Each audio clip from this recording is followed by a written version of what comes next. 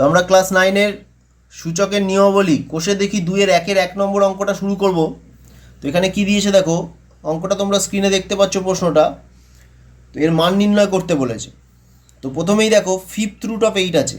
Fifth root of 8 মানে 8⁵ আমরা শিখেছিলাম যে nth root of a, nth root of এর ফর্মুলা কী হয়, a⁴ হয়। ঠিক আছে, তাহলে এখানে 8 কত হবে, 1/5 হবে। টু দি পাওয়ার রয়েছে 5/2। আচ্ছা, এখানে 16⁻³ রয়েছে। এবার 16কে আমি লিখতে পারি 2⁴ লিখতে পারি। ঠিক আছে, 16কে লেখা যায় 2⁴। কেন? চারটে 2 গুণ করলে 16 আসে। দেখো 2 × 2 × 2 × 2 কত হচ্ছে, 2 × 2 4 × 2 8 × 2 16। তাহলে 2⁴ হচ্ছে 16 (3/2)। ঠিক আছে, এবার দেখো 8⁻1/5 × 5/2 এটা কোন ফর্মুলায় হলো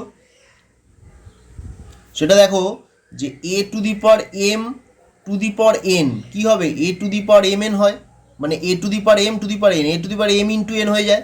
তাহলে এখানে 8⁻1/5 5/2, তাহলে 8⁻1/5 × 5/2 হয়ে যাবে।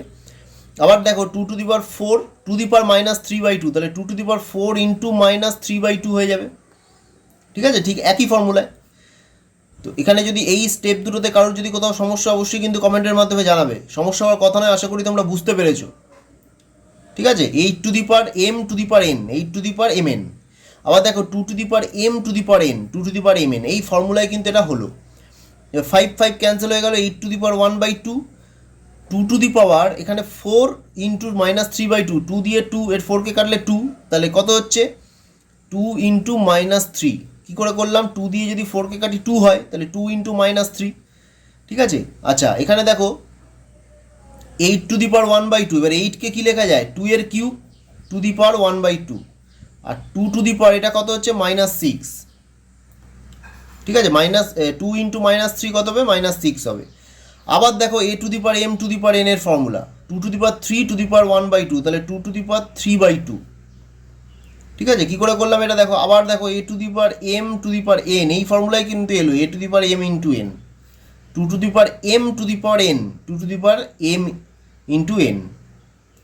ঠিক আছে, 3 এখানে m 1/2n, তাহলে 3 × 1/2 হয়ে গেল, ইন্টু 2⁻6। এবার দেখো এটা বেস দুটো সমান আছে, তাহলে গুণের সময় কী হয়, পাওয়ারগুলো যোগ হয়ে যায়, আমরা জানি 3/2 প্লাস -6 হয়ে যাবে। তাহলে 2⁵3/2 -6, তার মানে 2⁵3 -12/2, তার মানে 2⁵ কত হচ্ছে, -9/2 হয়ে যাচ্ছে এর অ্যান্সার। ঠিক আছে, এর অ্যান্সার হচ্ছে 2⁻⁻9/2। তো এখানে কোন ফর্মুলা অ্যাপ্লাই করলাম, a⁴m × a⁴n = a⁴m+n, এই ফর্মুলা কিন্তু এখানে অ্যাপ্লাই হলো।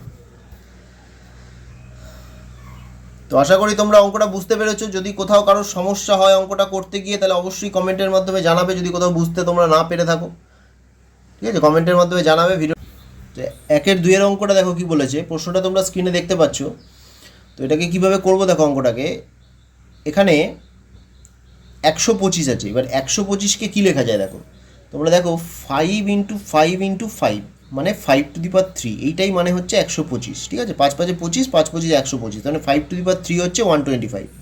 তাহলে 125-এর জায়গায় লিখে দিলাম 5⁻3 2⁻2 যেটা ছিল লিখলাম।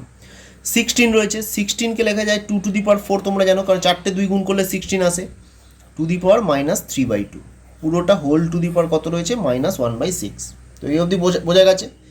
এবার দেখো a⁴m⁴n কী হয়, a⁴m × n হয়, তাহলে 5⁻m × n কত হয়ে যাবে, এখানে -6 হয়ে যাবে, কারণ 3 × -2 -6 হয়ে গেল।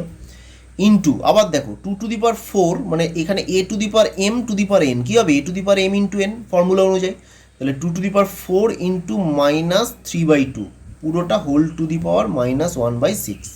তো এখানে কোন ফর্মুলা অ্যাপ্লাই করলাম, a⁴m × a⁴n, সরি ভুল বলছি, এখানে এই ফর্মুলাটা নয়, a⁴m⁴n কী হবে, a⁴m × n এই ফর্মুলাটা এখানে অ্যাপ্লাই করলাম। ঠিক আছে, তো নেক্সট স্টেপে দেখো কী করব, 5⁻6 ইন্টু এখানে গুণ করলে কত হবে, 2 দিয়ে 4কে কাটলে 2, 2 × -3 কত হয়ে যাবে, -6, 2 × -3 -6। এবার হোল টু দি পাওয়ার কত ছিল, -1/6।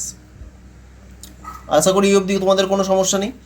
এবার দেখো 5 to the power minus six, 2 to the power minus six, এখানে কী হবে তাহলে 5 into 2 to the power minus six পুরোটা whole to the power minus 1/6। এটা কোন ফর্মুলা অ্যাপ্লাই করলাম দেখো, A to the power M into B to the power M, এইটাকে কী লেখা যায় A B to the power M, এটা লেখা যায়, এটা একটা ফর্মুলা।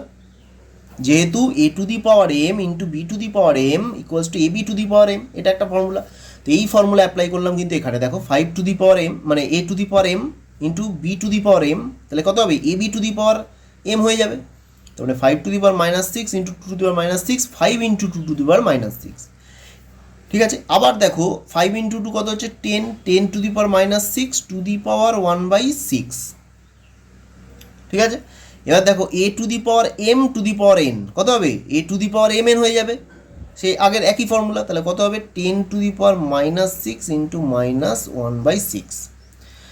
ঠিক আছে, তাহলে এটাকে মাইনাসে মাইনাসে কী হয়ে যাবে প্লাস হয়ে যাবে, 6 কেটে যাবে নিচে আর ওপরে আছে বলে, তাহলে কত হবে মাইনাসে মাইনাসে প্লাস, 6 কেটে গেলে 1, 1 ইন্টু 1 1, তাহলে 10 টু দি পাওয়ার 1 অর্থাৎ 10 কিন্তু এর অ্যান্সার।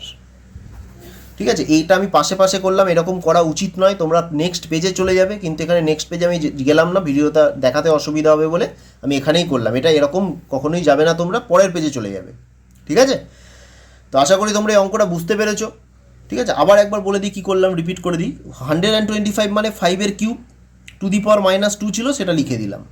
16 মানে 2 to the power 4 to the power minus 3/2 ছিল, সেটাও লিখে দিলাম। পুরোটা whole to the power minus 1/6 ছিল, সেটাও লিখলাম। 5 টু দি পাওয়ার দেখো 3 টু দি পাওয়ার মাইনাস 2, তার মানে কী হবে 3 ইন্টু মাইনাস 2 -6 হয়ে যাবে, কারণ A to the power M to the power N, A to the power M N. আবার দেখো 2 to the power 4 to the power minus 3/2, তাহলে 4 আর মাইনাস 3/2 গুণ হয়ে যাবে, গুণ হয়ে কাটাকুটি হয়ে কত হবে -6ই আসবে। তাহলে 5 to the power minus 6 into 2 to the power minus 6 পুরোটা whole to the power minus 1/6। আবার দেখো 5 to the power minus 6 2 to the power minus 6, এটা কী ফর্মুলা আসবে 5 into 2 to the power minus 6। কেন, কারণ A to the power M B to the power M কত হবে A B to the power M. ঠিক আছে, এই ফর্মুলা। তাহলে এখানে দেখো 5 into 2 10 to the power minus 6 two the power minus 1/6। এবার -6 আর -1/6 গুণ হয়ে গেলে 6 আর 6 কেটে গিয়ে 1 হয়ে যাবে, এই যে 6 কেটে গেল, মাইনাসে মাইনাসে প্লাস 1, 10 টু দি পাওয়ার 1 মানে 10 অ্যান্সার। তো যদি কোথাও সমস্যা অঙ্কটা করতে অবশ্যই কিন্তু কমেন্টের মাধ্যমে জানাবে। ভিডিওটা ভালো লাগলে কিন্তু অবশ্যই লাইক করবে, শেয়ার করবে। ঠিক আছে, এবং যেখানে যেটা অ্যাপ্লাই হচ্ছে সেটা কিন্তু পাশে সূত্রতেও তোমরা লিখে দিতে পারো, যেরকম আমি লিখছি। ঠিক আছে, এটা কিন্তু খুব ভালো একটা মানে নিয়ম বলতে পারো তোমরা, যেখানে যে সূত্রটা অ্যাপ্লাই করছো তুমি পাশে পাশে লিখে যাচ্ছ, খুব সুন্দর একটা নিয়ম। ঠিক আছে, তো এইভাবে যদি অঙ্কগুলো করো তোমরা কিন্তু পরীক্ষায় দারুণ একটা নাম্বার পাবে। তো নেক্সট এবার যাবো 1-এর 3 নম্বর অঙ্কটা। 1-এর 3 নম্বর অঙ্কটা তোমরা স্ক্রিনে দেখতে পাচ্ছ। তো এটা সমাধান করবো কী করে চলো দেখা যাক। 4 টু দি পাওয়ার 1/3 রয়েছে, তাহলে 4 মানে কত 2 square, 2 square to the power 1/3 into 2 to the power 1/3 into 3 to the power 1/2, যেগুলো ছিল লিখে দিলাম, ব্র্যাকেটটা তুলে দিলাম, divided by 9 to the power 1/4। এবার দেখো 9 টু দি পাওয়ার 1/4 মানে হচ্ছে 9 মানে হচ্ছে 3 স্কোয়ার টু দি পাওয়ার 1/4। ঠিক আছে, এবার এখানে কি ফর্মুলা অ্যাপ্লাই হবে দেখো, A to the power M to the power N, তাহলে A to the power M N, তার মানে 2 to the power 2 to the power 1/3, তাহলে হয়ে যাবে 2 to the power 2 into 1/3 into কত হবে 2 to the power 1/3 into 3 to the power 1/2 divided by 3 to the power দেখো 2 into 1/4। তাহলে এখানে কোন ফর্মুলা অ্যাপ্লাই হলো, A to the power M to the power N A to the power M N, এই formula এখানে apply হলো। ঠিক আছে, পাশে লিখে নিলাম। তাহলে এটা কত হবে 2 to the power 2/3 into 2 to the power 1/3 into 3 to the power 1/2 divided by 3 to the power, এখানে 2 দিয়ে 4কে ডিভাইড করলে 2 হয়, তাহলে 3 টু দি পাওয়ার 1/2। ঠিক আছে, তার মানে ব্যাপারটা কী দাঁড়ালো দেখো 2 টু দি পাওয়ার 2/3, আচ্ছা এখানে দেখো 2 to the power 2/3 into 2 to the power 1/3, তাহলে কত হবে, দুটো যখন বেস সেম মানে নির্ধারণটা সেম আছে, তাহলে পাওয়ারগুলো গুণের সময় কী হয়ে যাবে যোগ হয়ে যাবে, তাহলে 2 টু দি পাওয়ার 2/3 প্লাস 1/3 হয়ে গেল, 3 to the power 1/2 divided by 3 to the power half. তাহলে এখানে 2 টু দি পাওয়ার 2 প্লাস 1 কত হচ্ছে 3/3 into 3 to the power 1/2 divided by 3 to the power half.